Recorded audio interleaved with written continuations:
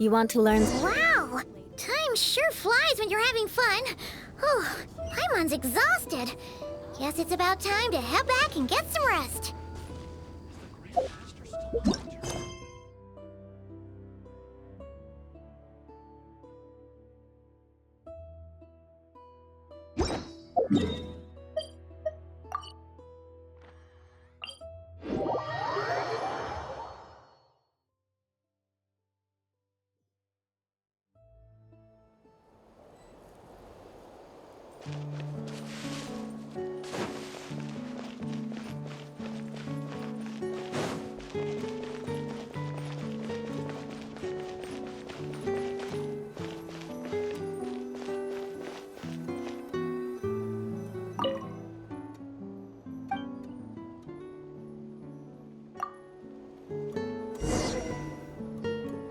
Morning, Traveler. Morning, Paimon. Thought I'd come over and say hi, puffer, floaters, and all. Morning, Mualani. How are you so full of energy? Weren't you the one partying the hardest last night? That was last night. I got a good night's sleep, and now I'm good as new. Here, take this. It's your prize for completing the album. I picked yours up, too, to save you the trip. Wow! Thanks, Mualani. That was so nice. When it comes to helping people, a good guide always thinks one step ahead, right? Oh, and speaking of work, I guess our vacation's almost over, huh? Probably for the best. If I don't head back soon, I'm worried my little doggy won't even remember me. And after talking to the others, it seems like everyone is just about ready to get back. Some are missing their families. Others are going through dandelion wine withdrawal, I guess. Even Chaska seems to be feeling it. Not that she'd ever admit it, but I have noticed her gazing back towards the Flower Feather clan at night. But summer's not over yet, so I say, we squeeze a few more unforgettable moments into the time we've got left. Like another group photo. Hey, how about taking one right here? After all this time, Paimon's grown kind of attached to this place. Great idea! Why don't you spruce up this wall, and I'll go gather the others. See you over at the plaza!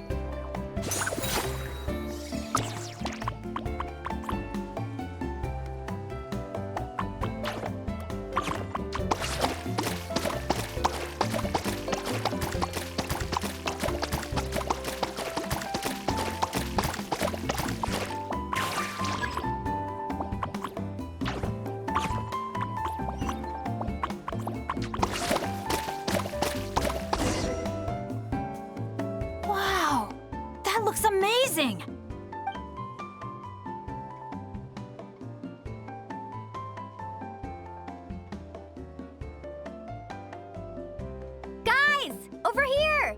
We're gonna take a picture together! Oh, not bad, not bad. You're all looking full of energy this morning. Not a trace of bedhead or dark circles in sight. Whoa, you even look out for stuff like that? Well, what kind of guide would I be if I didn't pay attention to the details? Yeah, and what kind of bard would I be if I didn't appreciate a good drink? What's that got to do with anything? Somehow, though, I know exactly what he means. Do you really think that? Or are you just playing along to keep tone-deaf Bard happy, too? I see no harm in a bit of nonsense. Here, put on this Asha headband. It's a souvenir from the rest of us.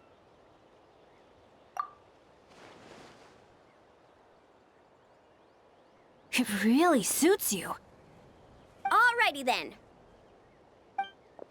3, 2, 1... Paimon? Sorry.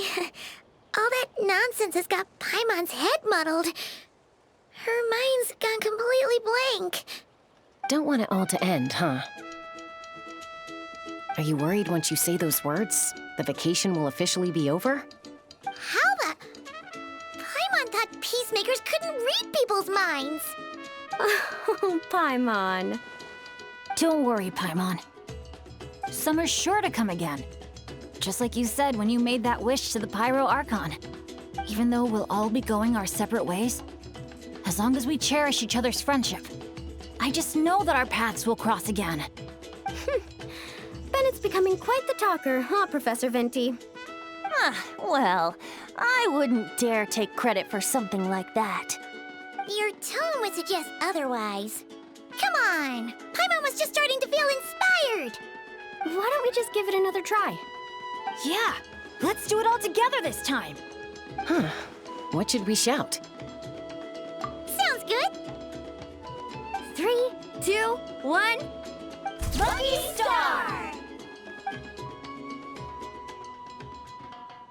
So, what are your plans for the future, Bennett? If you're having trouble deciding, you can always park it in the People of the Springs for a bit. Or however long you want, really. Thanks for the kind offer, Moalani. I actually went to see the Pyro Archon to tell her how grateful I am for everything she's done for me. She told me that the domain we entered was an abyssal simulation of the Mare Javari. It was extremely unstable, and now it's completely gone. Later, when we got on to talking about my future, she said I was more than welcome to stay here in Natlan, but also that she would respect my decision, whatever it turned out to be. And after thinking it over, long and hard, I've decided to return to Mondstadt. You miss your dads, don't you? That's definitely part of it. I promised to tell them everything that happened on this adventure, and I can't go back on my word. But also, when I said goodbye to my mom and dad, I promised them I'd become the most legendary adventurer in all of Teyvat someday. And no adventurer should stay in one place for too long. Bennett. What if your luck starts going downhill again the moment you leave Natlan? It's fine. The warmth and kindness I've experienced on this adventure is enough to get me through all the challenges that lie ahead. As I attempt to shape my own fate, I want to take that same kindness and pass it forward. That's something I've always believed in. Hear, hear! To our leader! To our leader, Bennett! Cheers!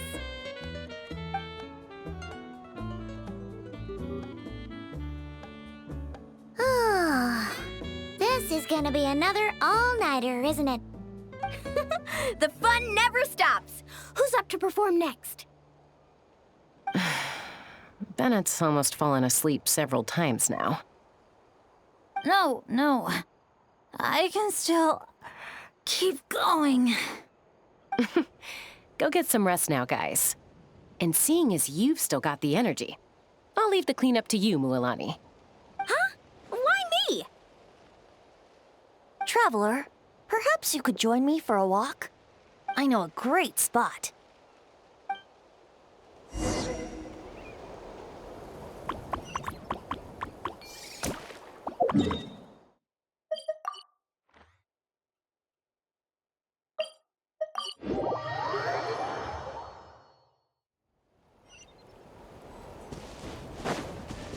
gosh! You might be tone deaf, but you sure know how to sniff out a good view. Glad you like it. Some stories aren't meant for the birds, only for the stars high in the sky. More like a story that begins with time itself. Long, long ago, time began to write the story of this world. To her, all living beings were equal, both in their value and in significance. Like an ancient scroll, she engraved upon her memory all people, all events, all encounters, and all farewells. Back then, as an animal spirit, I had a chance encounter with time at the Thousand Winds Temple. Hearing my wishes, she entrusted me with fragments of her power and authority.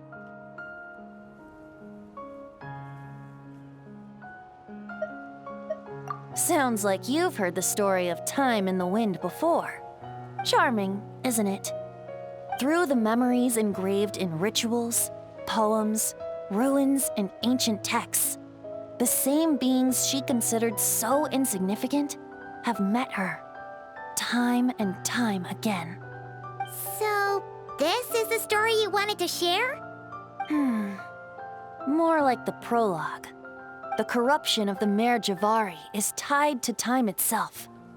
To put it another way, it is a calamity present in every moment that will ever be.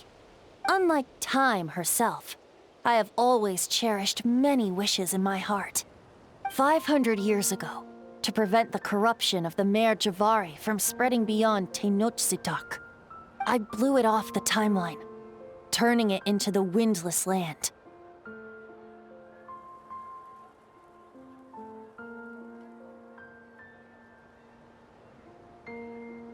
Oops, seems like I may have confused you. If you're asking about how the Mare Javari disappeared from Tenochtitlan 2 or 3 decades ago, there may be someone else better suited to tell that story. The Mare Javari has been the bearer of too many stories that weren't meant to be its own. I merely played a part in one of its chapters. And the choice I made 500 years ago came with a price. Some souls were unable to return to Mondstadt as a result, while others stayed to settle in this land, merging with the Monitu to become the Asha we see today. So the reason you're here in Tenochtitlan is because... Correct. I'm here to collaborate with the current Pyro Archon, Mawika. Correct again. The flame was our signal. Only by having Mawika open a rift between that space and the true Mare Javari could I sneak in and bring back all the souls who wish to return. As for my little trick of bringing back memories as well, it's not the first time I've pulled that off. Mawika also mentioned that you were planning to introduce us. Looks like I beat you to it, huh? I was glad to discover that she shares my love for fine wine and freedom. We got along great. Well, it really took it out of me for a few days. In fact, I still feel pretty dead on my feet even now. Oh, really? But thinking of all the Afa mead and dandelion wine still left to drink, I suppose I can hang in there a little longer. You don't look that tired to Paimon. So, don't think you can just pull out that little excuse and we'll suddenly foot all your bills. Oh, how you wound me, Paimon. You'll hook me up with some good liquor, won't you, traveler? I suppose to protect Mondstadt, and that everyone who wishes to stay there has the freedom to choose their own path.